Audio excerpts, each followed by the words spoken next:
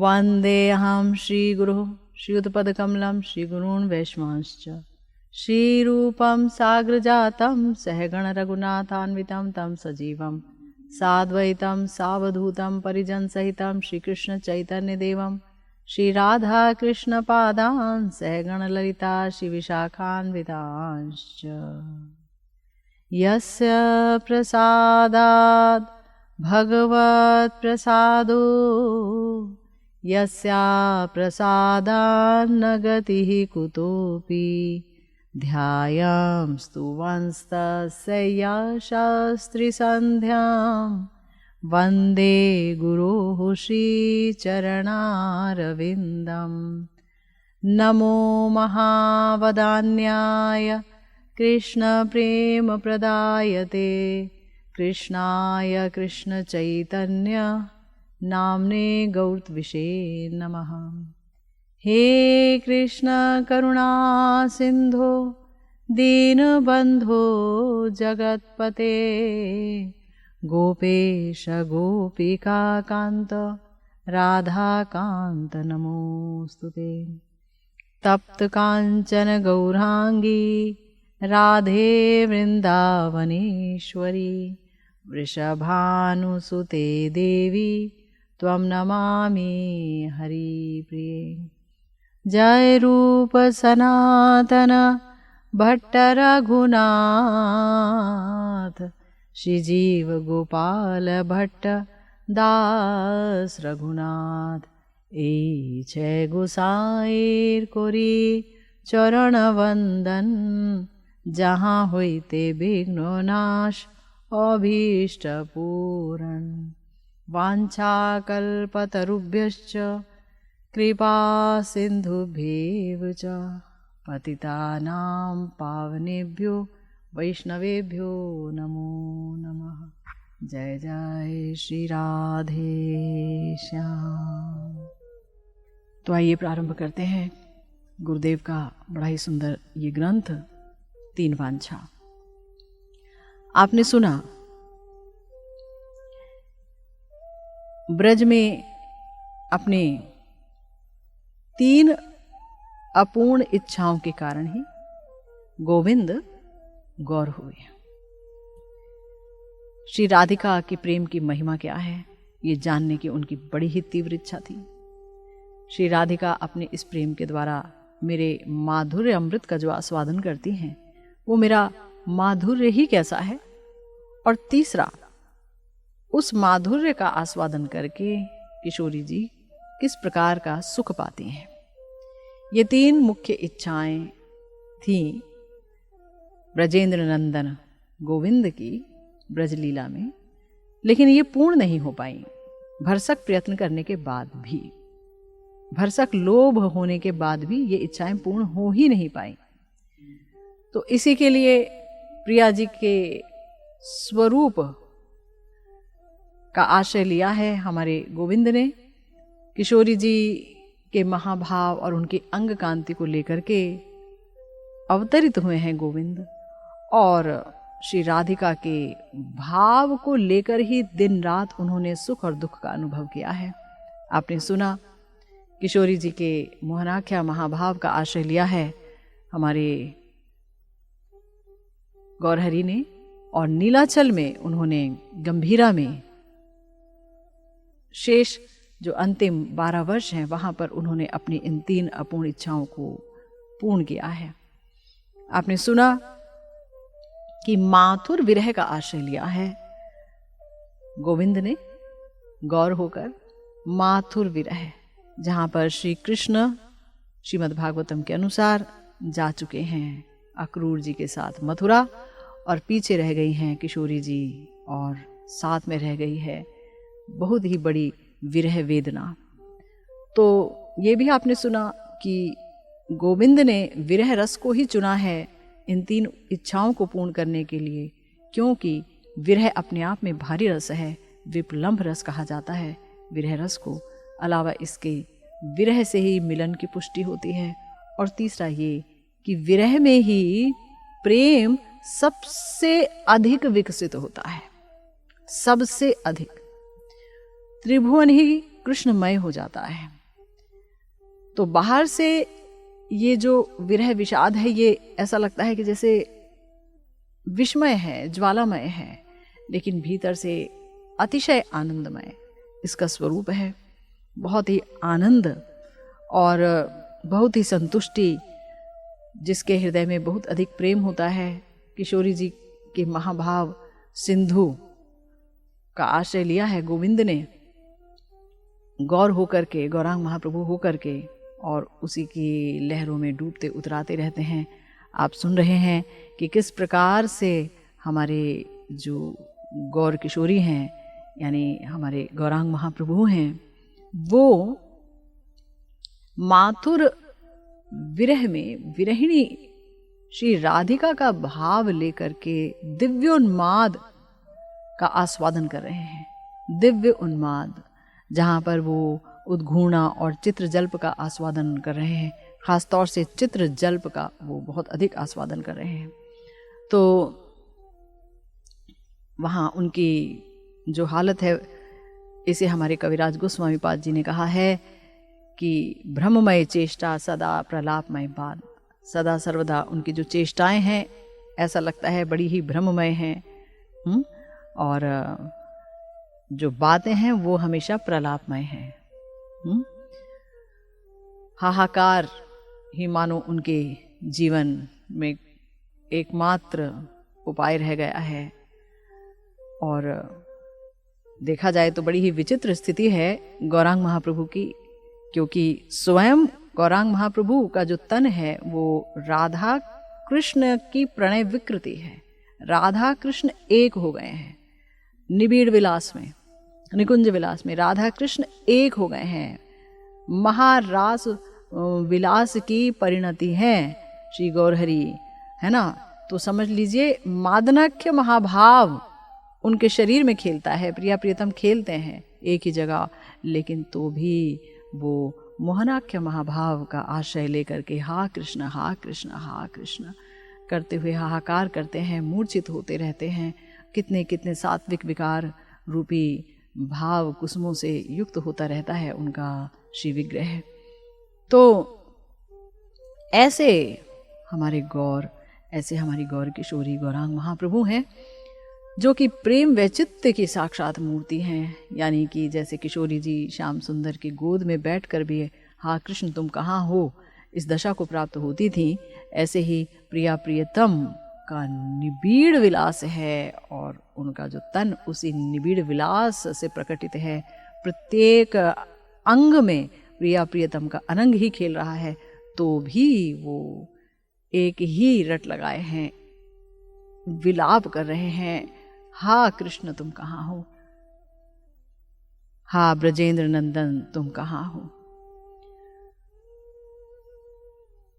तो हम लोगों ने जाना कि महाप्रभु की अवस्था ऐसी है कि श्री कृष्ण विरह में, जहां पर वो रोज जगन्नाथ जी के दर्शन करने जाते हैं जगन्नाथ मंदिर में, जगन्नाथपुरी में, नीलाचल में, और जब वो दर्शन करते हैं जगन्नाथ जी का, तो वो सोचते हैं ये मैं दर्शन तो कर रहा हूं, लेकिन मैं जिनका दर्शन कर रही हूं वो मेरे कृष्ण हैं भी, तो भी मैं अपने कृष्ण का ही दर्शन नहीं कर पा रही हूं। कृष्ण हैं, इतने वर्षों की विरह पीड़ा झेली है, और जैसे कुरुक्षेत्र में अचानक श्री कृष्ण से भेंट हुई, लेकिन उनका राजसी वेश, घोड़े गाड़ी, कई सारे दरबारी, क्षत्रिय वेश, क्षत्रिय जन आसपास, तो ये सब वेश ब्रज की भोली भाली गोपियों को भला कहाँ रास आ सकता है, पसंद आ सकता है। तो बार बार एक भयंकर अभाव से पीड़ित हो गए।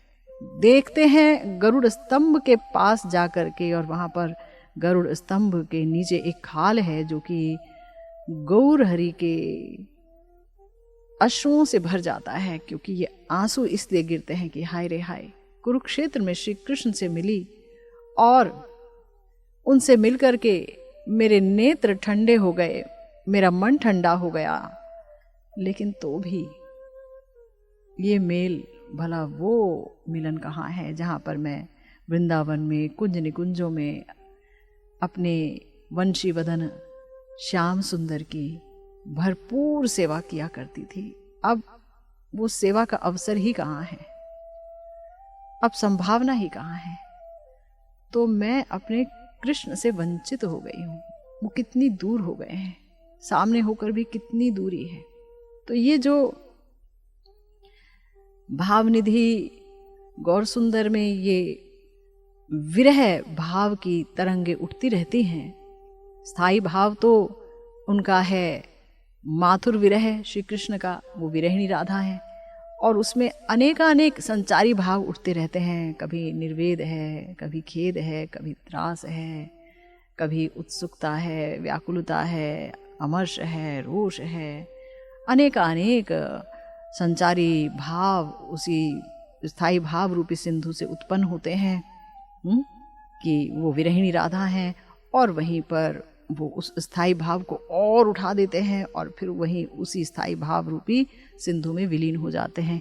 ऐसी अनेकानेक संचारी भाव उत्थित होते हैं, और उन संचारी भावों के सम्मर्दन से एक भाव उठा, फिर दूसरा भाव उठा, फिर तीसरा भाव उठा, और भाव पे भाव उठते चले गए, और उन भावों के घर्षण से मानो श्रीमन महाप्रभु का शरीर बहुत श्रमित हो जाता है।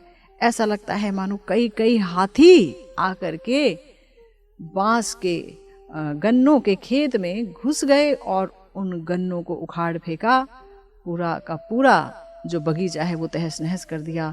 ऐसा लगता है कि ये जो मत भाव रूपी जो गज है वो श्रीमन महाप्रभु के कोमल शरीर को एकदम मत डालते हैं। तो हम इसी चीज़ का आस्वादन कर रहे थे।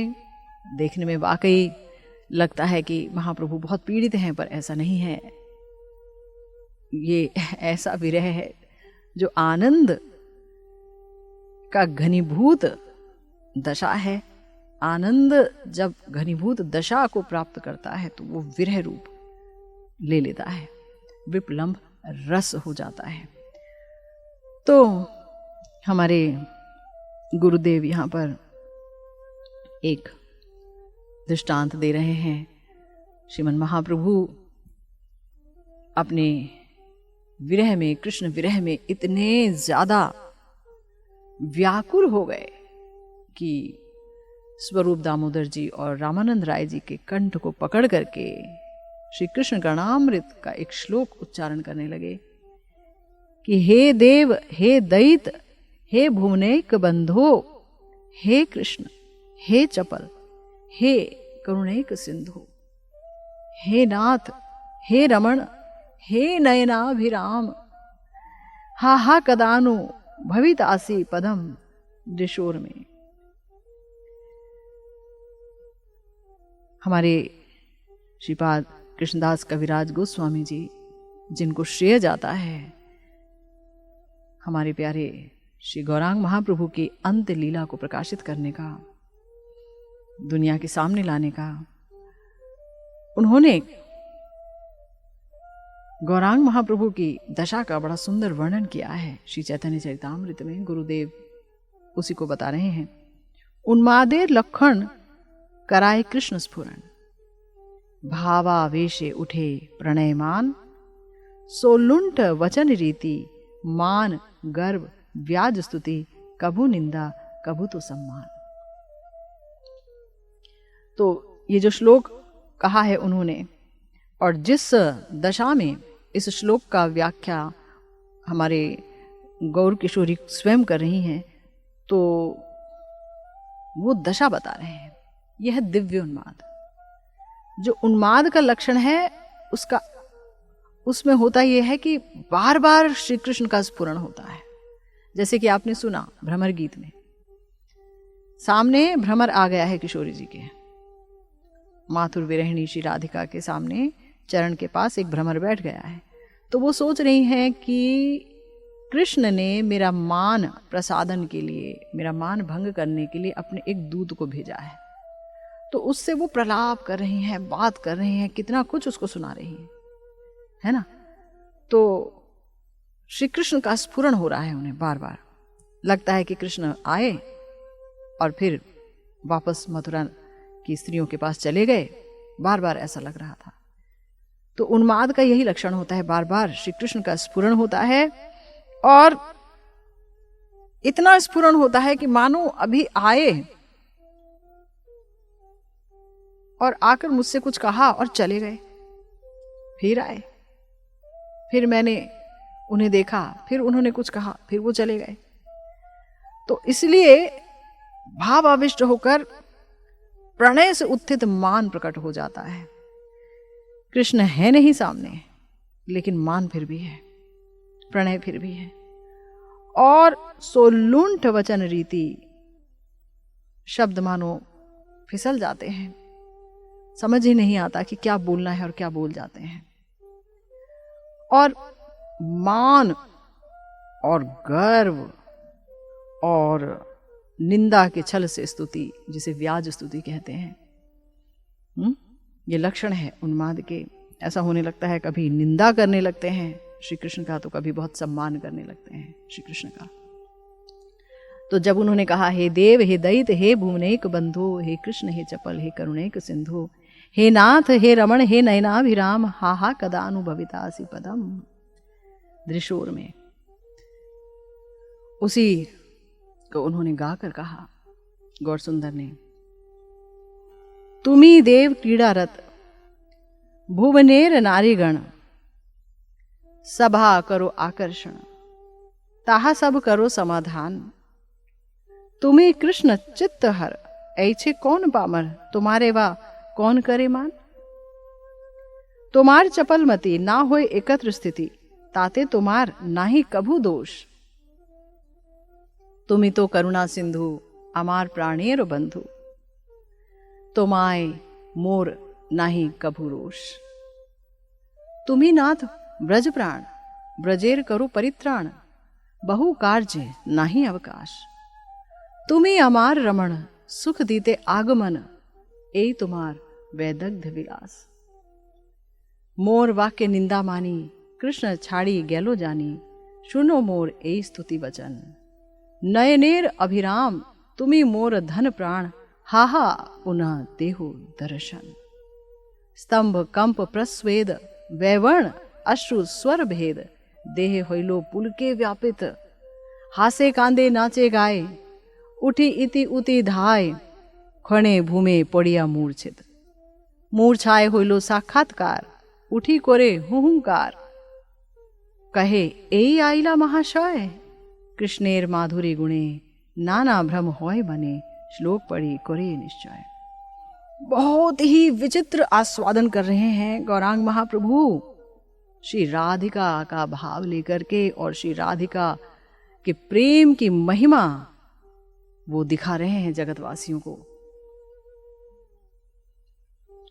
तो कह रहे हैं, देखिए किशोरी जी का भाव है, दिव्योन्माद की दशा है, और श्रीमन महाप्रभु के चित्त में अनेक प्रकार की भ्रमाभा वैचित्र, जो भ्रमाभा वैचित्री है वो प्रकाश पा रही है, अनेकानेक भ्रम हो रहे हैं उनको, ऐसा लग रहा है ना। और दिव्योन्माद में विरही प्रभु के सम्मुख श्री कृष्ण का स्फुरण हुआ, प्रभु के भीतर प्रणय और मान का उद्रेक हो रहा है ना। स्तुति के छल से निंदा, कभी सम्मान, ये सब प्रकाश पा रहे हैं। श्री कृष्ण को देखिए,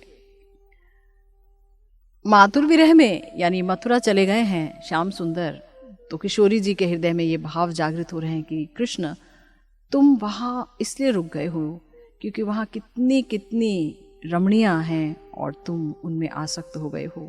ठीक वही भाव इस समय महाप्रभु के अंदर संचारित हो रहा है, और महाप्रभु भी कह रहे हैं कि हे देव, तुम अन्य रमणी के साथ क्रीड़ा करते हो, है ना। अन्य नारी में तुम्हें बहुत आसक्ति है, जाओ उनके साथ जाकर अभीष्ट क्रीड़ा करो, तुम यहाँ क्यों आए? देखिए यही बोला है उन्होंने, तुम्ही देव क्रीड़ारत भुवनेर नारी जतो ताहे करो अभीष्ट क्रीड़न। है ना, तुम तो एक ऐसे ही देव हो जिसका काम ही है क्रीड़ा करना, है ना।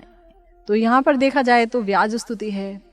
श्री कृष्ण जो हैं वो गोपीजन वल्लभ हैं, गोपियों के प्रेम का प्रतिदान करते हैं, है ना। तो लेकिन यहाँ किशोरी जी जो है मान में आकर के श्याम सुंदर को ये ताना दे रही हैं, ऐसा कह रही हैं। और किशोरी जी के भाव में वस्तुतः महाप्रभु ऐसा कह रहे हैं, गुरुदेव कह रहे हैं कि यहाँ पर किशोरी जी में और इस समय श्रीमन महाप्रभु में धीरा धीरा मानिनी का भाव प्रकाशित हो रहा है। धीरा धीरा मानिनी जो हैं वो क्या करती हैं, वो सजल नयन से जब देखती हैं कि कृष्ण जो है वो किसी अन्य गोपी के पास से मेरे पास आए हैं, तो सजल नयन से वो अपने प्रियतम के प्रति व्यंग्य मारती हैं, वक्रोक्ति का प्रयोग करती हैं। उसी को कहा जाता है धीरा नायिका। और उसके बाद कहती हैं, तुम्हें मोर दयित मोते वैश्य तुम्हार चित मोर भाग्य करो आगमन। है ना, कह रही हैं तुम मेरे प्राण की अपेक्षा भी अत्यंत प्रिय हो, है ना, और मुझ में तुम्हारा चित्त कितना कितना वास करता है, यानी तुम्हारा चित्त मुझ में ही वास करता है। तुम मुझे प्राणों से भी ज्यादा प्रिय हो और तुम मुझे कितना प्रेम करते हो, यानी तुम मेरे पास आए हो। आ हा हा हा, ये तो मेरा कितना बड़ा सौभाग्य है। ये वक्रोक्ति, ये व्यंग्य कह रही हैं किशोरी जी श्याम सुंदर को, मानो आया देख करके। कोई नहीं आया है, लेकिन स्फुरण हो रहा है कि वो आए हैं। विरह में विचित्र स्थिति है। महाप्रभु भी जो है ऐसा अनुभव कर रहे हैं कि तुम मेरे पास आ गए, आ हा हा, मेरा तो सौभाग्य ही उदित हो गया, आ हा, आज तो बड़ा अच्छा दिन हो गया। तो फिर लगा कि मेरी इस वक्रोक्ति को सुनकर के कहीं कृष्ण चले तो नहीं गए, हाय कृष्ण चले गए क्या। तो अंदर औत्सुक्य पैदा हो गया। जब औत्सुक्य पैदा हो गया तो प्रिया जी कह रही हैं कि जो है आप कहाँ जा रहे हो, हे नाथ, हे नाथ, आप मेरे प्रिय हैं, दया करके आओ, मुझे दर्शन दो और मेरा भाग्य प्रसन्न करो। यहाँ पर अमर्ष और औत्सुक्य दोनों का मिलन हो रहा है। अमर्ष मतलब कहीं से असहिष्णुता है कि ये क्या हुआ, और उत्सुकता भी बहुत है, व्याकुलता भी बहुत है श्री कृष्ण के लिए, है ना। तो इसीलिए कह रही हैं कि मोर भाग्य करो आगमन। और फिर उसके बाद कह रही हैं, जब ऐसा लगा कि मैंने इतनी बड़ी बात कह दी श्री कृष्ण तुमसे, और अब ये क्या, तुम मुझसे अपने अपराधों के लिए क्षमा मांग रहे हो, है ना, कितना बड़ा अपराध हो गया ना तुमसे। मैं यहाँ प्रतीक्षा कर रही थी और तुम जा करके अन्य किसी गोपी के पास तुम रात्रि व्यतीत करके आए और मैं प्रतीक्षारत थी। ओहो, तो अब इसीलिए तुम मुझसे क्षमा मांग रहे हो। तो तभी एकदम असूया का उद्रेक हो गया, असूया आ गई उनके हृदय में और वो परिहास पूर्वक बोलने लगे, तुम अन्य रमणी का संग कर रहे हो, ये तो बहुत ही अच्छा कर रहे हो, इसमें भला तुम्हारा क्या दोष है ना। अरे तुम सिर्फ मेरे ही थोड़े ही हो, एक मेरे ही बंधु थोड़े ही हो, तुम तो भुवन की रमणी के समस्त रमणियों के ही बंधु हो। सभी को तुम अपने मोहन वेणु के स्वर से आकर्षित करते हो, सभी तो तुमको चाहती हैं, इसमें तुम्हारा कोई दोष नहीं। उनका संग करते हो, ये भला कोई लज्जा की वस्तु है? नहीं, जाओ जाओ ना, फिर से जाकर उनका संग करो। ऐसे ताना मार रही हैं।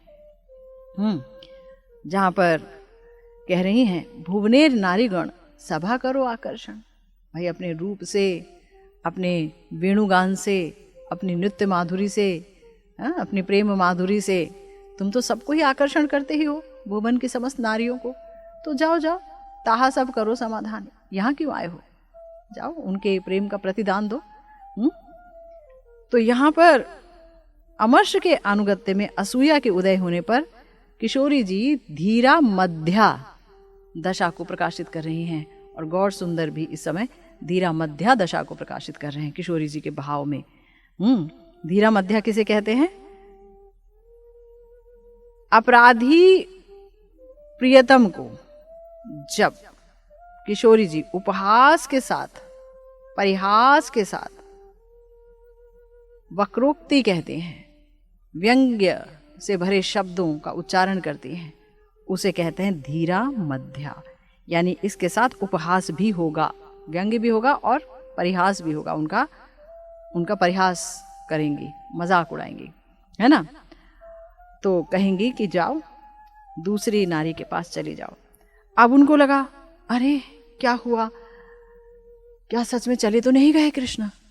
क्या वो मैंने कहा था कि उनके पास वापस जाओ, मेरी बात सुन करके कहीं कृष्ण अन्य रमणी के पास तो नहीं चले गए? ऐसा सोच करके दर्शन की उत्कंठा में बोल रही हैं, तुम्हें कृष्ण चित्तहर ऐछे कौन पामर, तुम्हारे वा कौन कोरे मान। बहुत उत्कंठा हो गई, बड़े ध्यान से समझने की वस्तु है ये गंभीर वस्तु है ना। एकदम उत्कंठित होकर के बोली, हे कृष्ण, तुमने तो मेरे चित्त का हरण किया है, अब मेरा चित्त मुझ में नहीं है, तो मुझे छोड़कर कहाँ चले गए? अभी तो कह रही थी कि तुम जाओ यहां से, तुम तो समस्त स्त्रियों को, भुवन की नारियों को मोहित करते हो, सब तुम पर आकर्षित होती हैं, तुम मेरे ही प्राण बंधु थोड़े ही हो, सभी के प्राण बंधु हो, यहाँ क्या करने आए, जाओ। और फिर अचानक लगा कहीं चले तो नहीं गए, चले गए तो एकदम व्याकुल हो गई, और व्याकुल होकर के बोल रही हैं, कृष्ण तुमने मेरा चित्त हरण कर रखा है, मेरा चित्त अब मुझ में नहीं है, तुम्हारे प्रति कौन पापिनी मान करेगी? अगर मैंने मान किया तो मुझ जैसी पामरी और पापनी भला कौन हो सकती है? मैं अब तुम्हारे प्रति और मान नहीं करूंगी, तुम आकर मुझे दर्शन दो कृष्ण, हाँ श्याम नागर मुझे दर्शन दो। तो इस समय उत्सुक के, यानी जो उत्सुकता है, जो विवलता है, जो व्याकुलता है, उसके अनुगत इस समय मति भाव का उदय हुआ है किशोरी जी में। मति, जहाँ पर विचार पूर्वक निर्णय लिया जाता है, बुद्धि आ जाती है ना, ऐसा जो है अब वो अनुभव कर रही हैं। तो यहाँ पर अब क्या कह रही हैं कि कृष्ण मानो दोबारा आ गए, और आकर के कृष्ण कुंज के बाहर खड़े हो गए।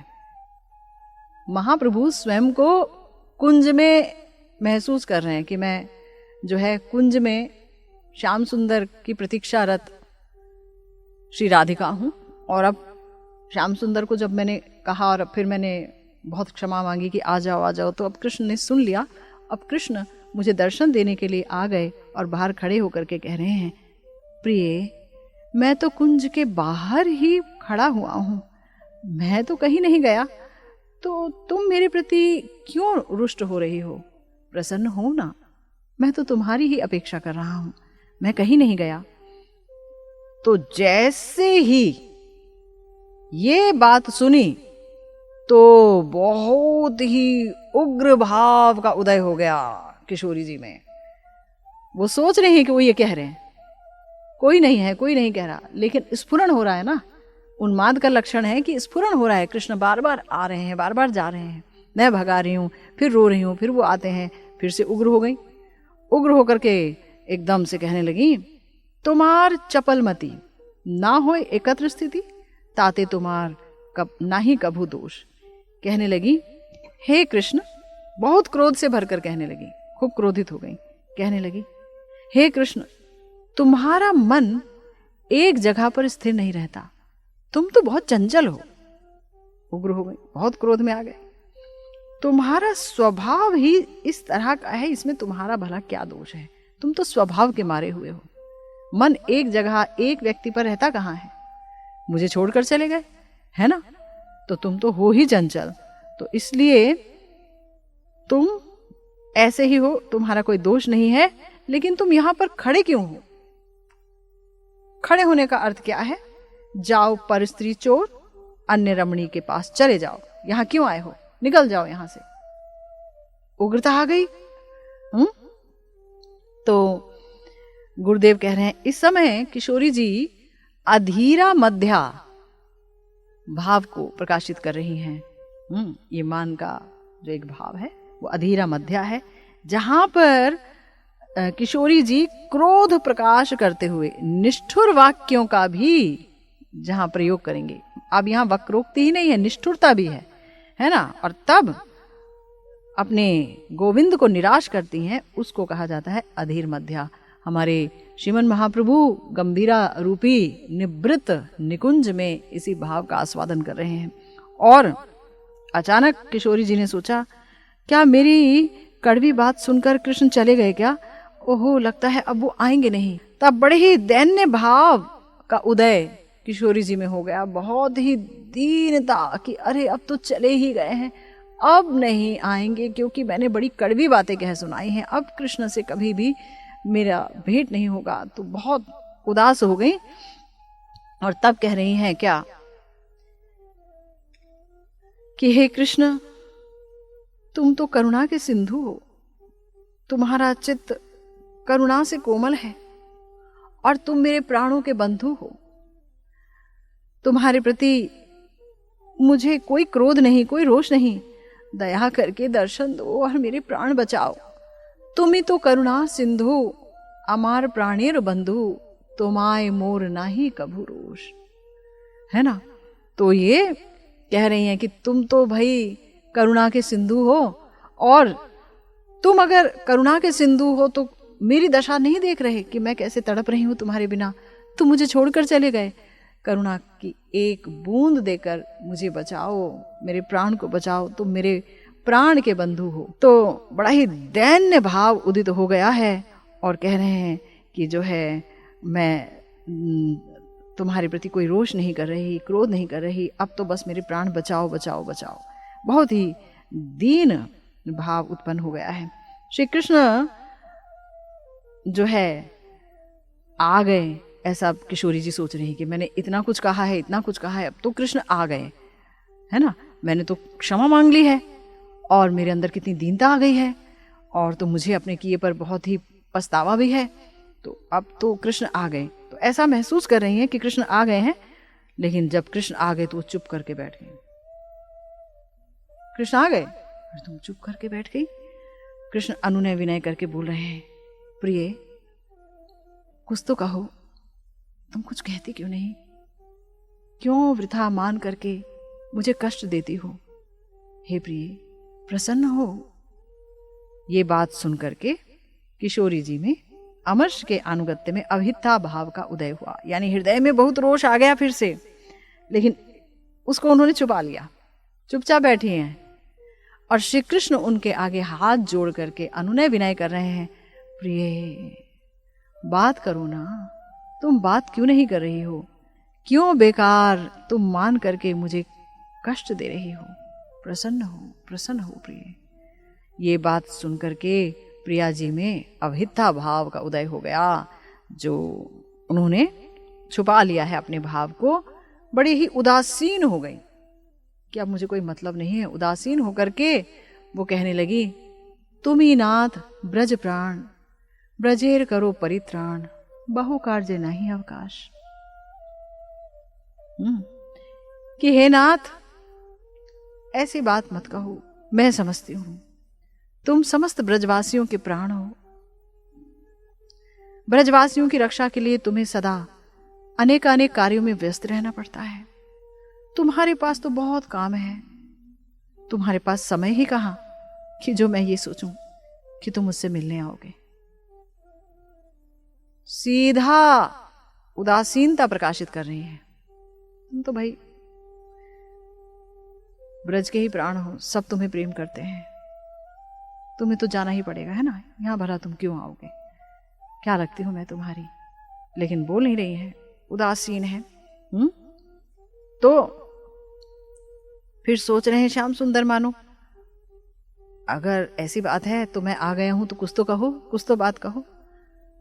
तो बोल रही हैं कि देखो तुम्हारे पास तो बहुत काम है, और चूंकि तुम मेरे पास मिलने नहीं आए समय पर, तुम्हारे पास मेरे लिए समय ही कहाँ है। ये सब सोचकर मैं भला तुमसे मान क्यों करूंगी कि तुम मुझसे मिलने नहीं आए।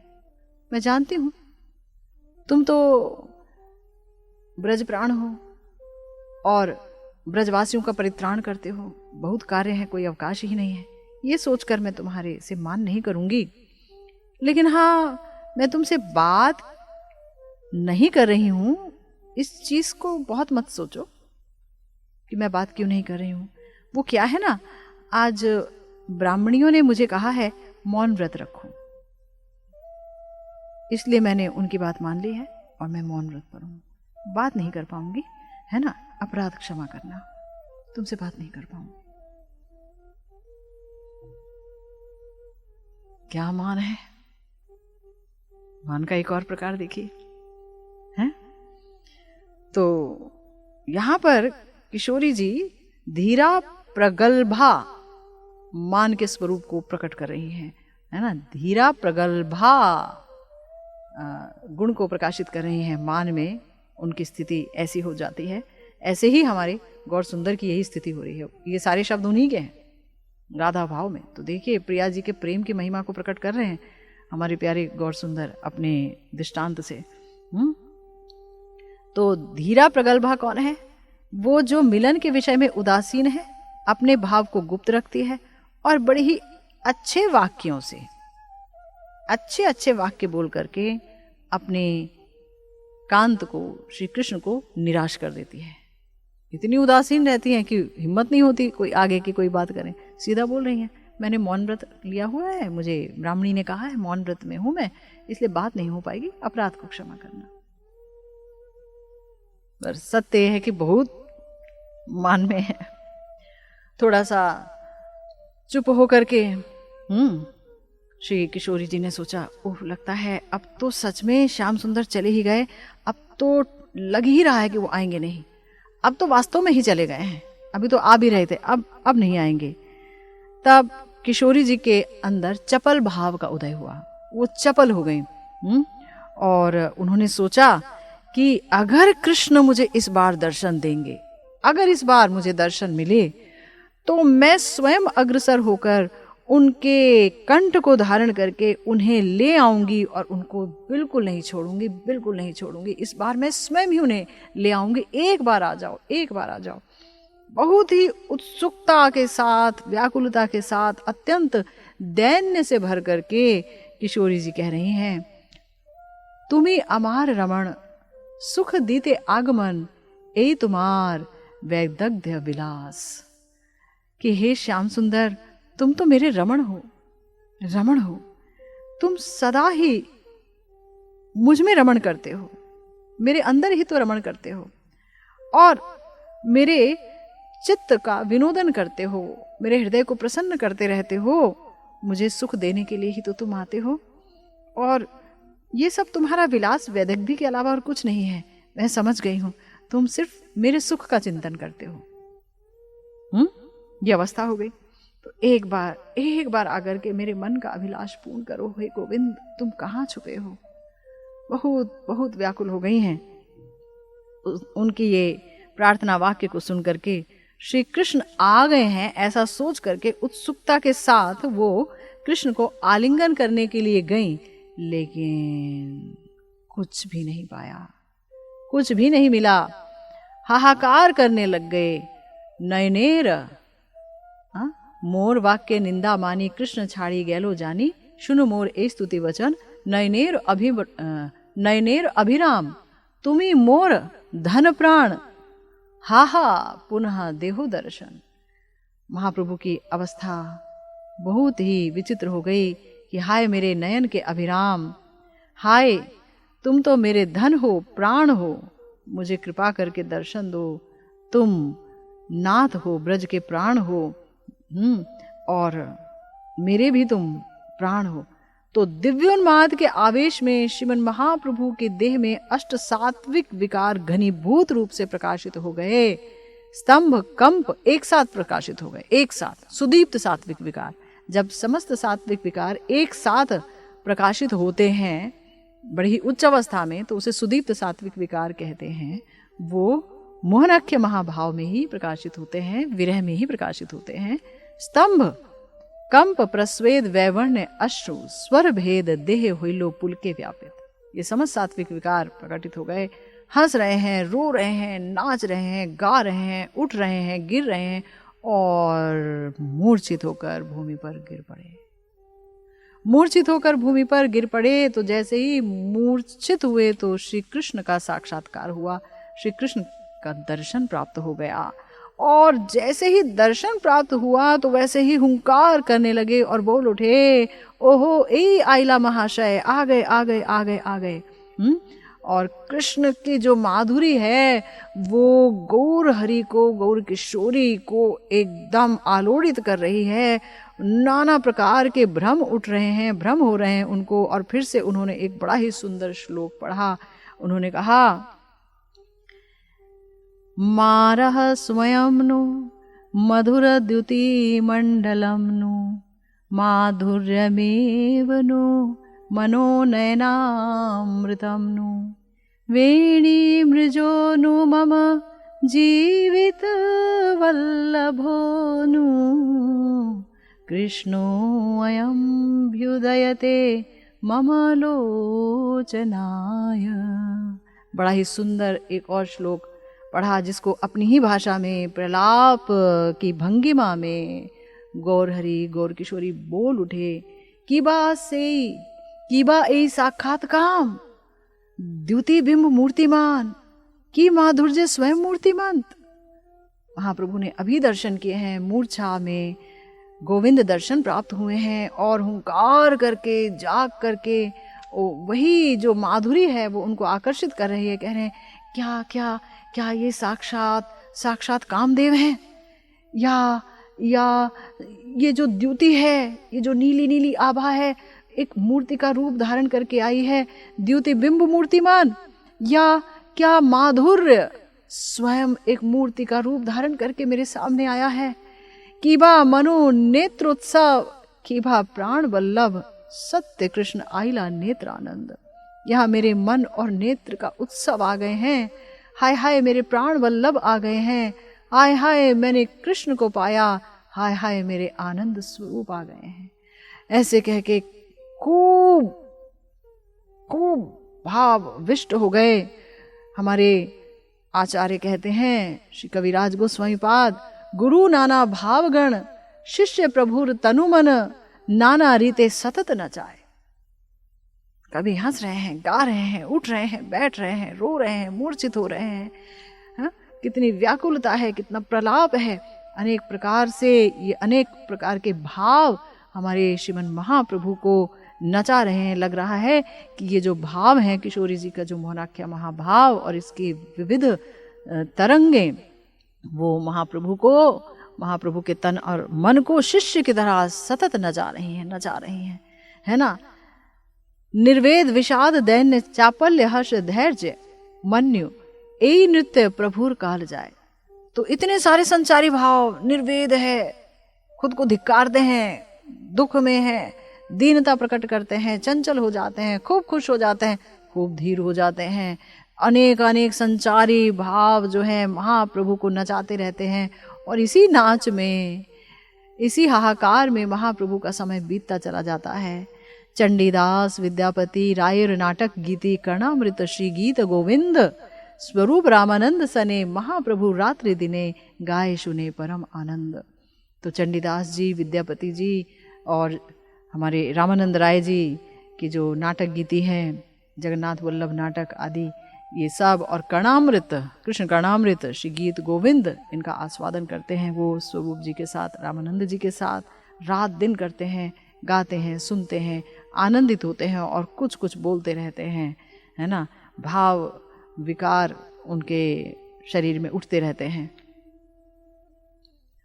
तो इस तरह श्री राधिका के मोहनाख्य महाभाव के चरम अनुभाव दिव्योन्माद को प्रकाशित करके श्रीमन महाप्रभु किशोरी जी के प्रेम की महामहिमा स्वयं आस्वादन कर रहे हैं और जगत के वासियों को, भक्तों को भी आस्वादन करा रहे हैं किशोरी जी की अनन्य प्रेम माधुरी को।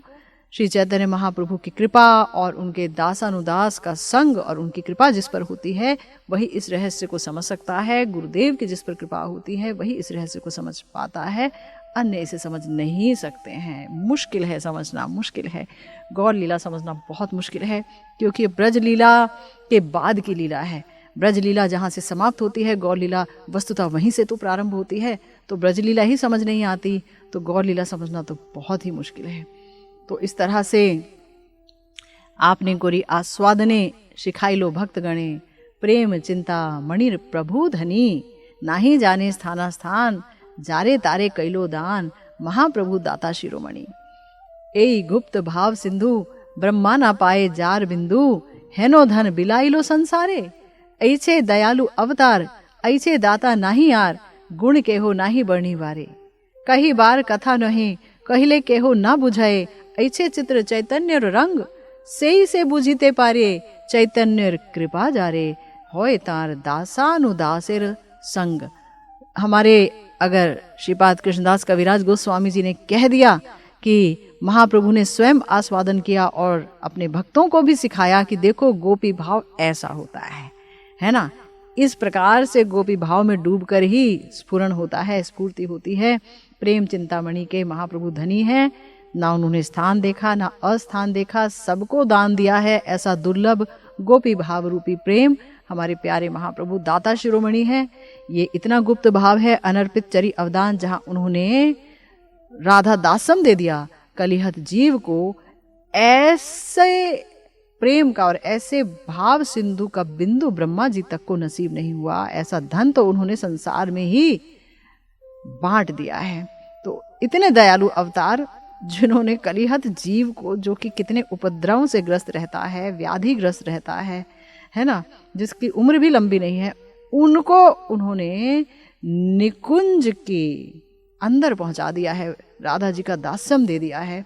और वो भी वामा किशोरी का दास्यम दे दिया है ना। परकिया भाववती महाभाव विग्रह वामा किशोरी श्री राधिका का दास्यम दिया है हमारे प्यारे गौर सुंदर ने।